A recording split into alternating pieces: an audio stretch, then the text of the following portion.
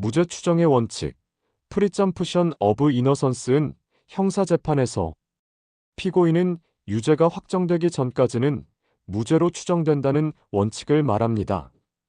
이는 형사사법 절차의 근간이 되는 인권 보장의 기본 원리입니다.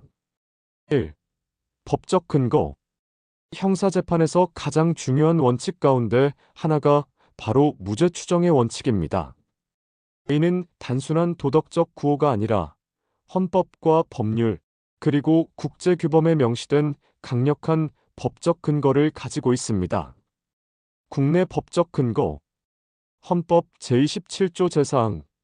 형사 피고인은 유죄의 판결이 확정될 때까지는 무죄로 추정된다. 즉, 법원이 최종적으로 유죄를 확정하기 전까지는 누구도 범죄자로 단정할 수 없다는 뜻입니다. 형사소송법 제275조 2. 피고인은 유죄의 판결이 확정될 때까지는 무죄로 추정된다. 헌법의 정신을 구체화하여 모든 형사 절차에서 검사가 입증 책임을 지도록 한 것입니다. 국제규범 근거. 세계인권선언 제11조 제1항.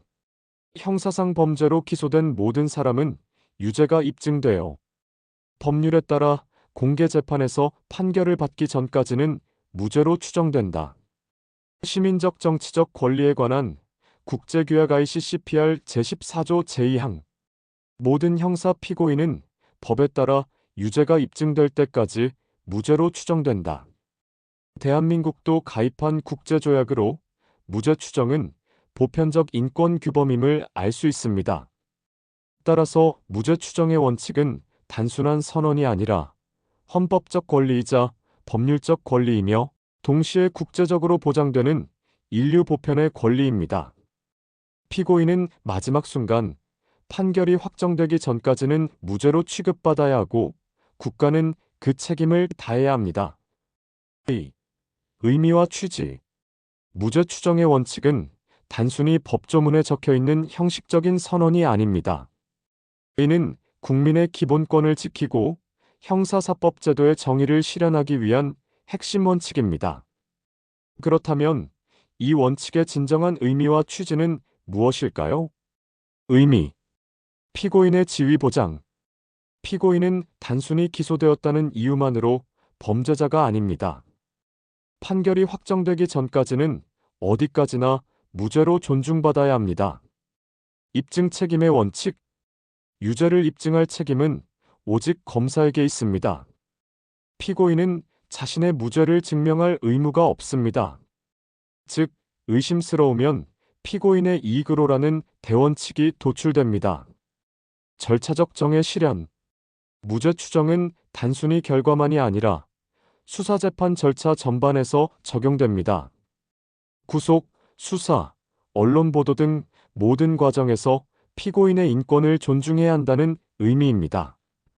취지. 국가 권력으로부터의 보호. 수사와 기소는 막강한 국가 권력 행사입니다. 무죄 추정의 원칙은 개인을 그 권력 남용으로부터 지키는 안전장치입니다. 인권 보장과 사회적 낙인 방지. 유죄가 확정되지 않았는데도 사회적으로 범죄자 취급을 받으면 회복할 수 없는 인격적 피해가 발생합니다. 이 원칙은 그러한 낙인을 예방하고 인간의 존엄성을 지키려는 취지를 가집니다. 형사사법 제도의 신뢰 확보. 유죄는 철저히 증거와 법리에 의해 확정되어야 하며 그렇지 않으면 국민은 사법제도를 불신하게 됩니다. 무죄 추정 원칙은 재판의 공정성과 정의에 대한 신뢰를 지탱하는 핵심 가치입니다. 결국 무죄 추정의 원칙은 피고인을 무조건 보호하기 위한 장치가 아닙니다. 오히려 국가 형벌권의 남용을 막고 국민 모두가 공정한 재판을 받을 수 있도록 보장하는 최소한의 안전망입니다.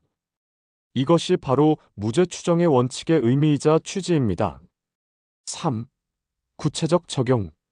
무죄 추정의 원칙은 단순히 법전에만 존재하는 추상적인 규정이 아닙니다. 실제로 형사 절차 전반에 걸쳐 다양한 방식으로 구체적으로 적용되고 있습니다. 그 적용 사례를 함께 살펴보겠습니다. 구체적 적용 내용 1. 피고인의 지위 보장. 판결 확정 전까지 피고인은 범죄자가 아니라 재판을 받는 시민입니다. 따라서 재판 중에도 직장, 사회적 활동 등에서 범죄자로 단정되어 불이익을 받아서는 안 됩니다. 이 증거와 입증 책임. 검사가 피고인의 유죄를 합리적 의심을 배제할 정도로 증명해야 합니다. 피고인이 스스로 무죄를 증명할 의무는 없습니다. 예를 들어 증거가 불충분하다면 무죄가 선고됩니다. 3. 수사 및 구속 절차. 체포나 구속은 범죄 혐의의 상당성이 있을 때만 허용됩니다. 그 과정에서도 피의자는 존엄과 권리를 보장받아야 하며 과도한 신체적 정신적 압박은 금지됩니다. 구속영장을 청구할 때에도 무죄 추정의 원칙을 전제로 필요성과 상당성을 엄격히 심사해야 합니다. 4. 언론 보도와 여론 형성. 피의사실 공표는 원칙적으로 금지됩니다. 언론은 범죄자라는 단정적 표현 대신 피의자 또는 피고인으로 보도해야 합니다. 이는 사회적 낙인을 예방하기 위한 중요한 적용 영역입니다. 5. 재판 절차에서의 태도. 재판부와 검사, 변호인 모두 무죄 추정을 전제로 절차를 진행해야 합니다. 예를 들어 법정에서 피고인을 수갑이나 구치복 상태로 세우는 것은 무죄 추정의 원칙에 어긋날 수 있습니다. 따라서 많은 경우 피고인은 일반인과 동일한 복장과 지위에서 재판을 받습니다. 이처럼 무죄 추정의 원칙은 단순히 선언적인 규정이 아니라 수사, 구속, 재판, 보도 등 형사사법 절차 전반에서 구체적으로 작동하는 실질적인 권리 보장 장치입니다. 이 원칙이 철저히 지켜질 때 국민은 정의로운 재판을 받을 수 있고 사법제도에 대한 신뢰도 높아집니다. 무죄 추정의 원칙은 헌법이 보장하는 인권의 최후 보루입니다. 그러나 실제 사회 속에서는 이 원칙이 언제나 완벽하게 지켜지지 못합니다.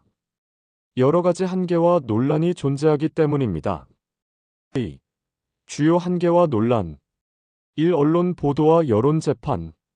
언론은 사건의 속보성과 대중의 관심을 이유로 피의 사실을 상세히 보도합니다.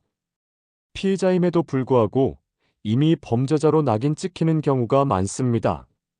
대중의 여론 재판이 법원의 판결보다 앞서 작동하는 것이 현실적 문제입니다.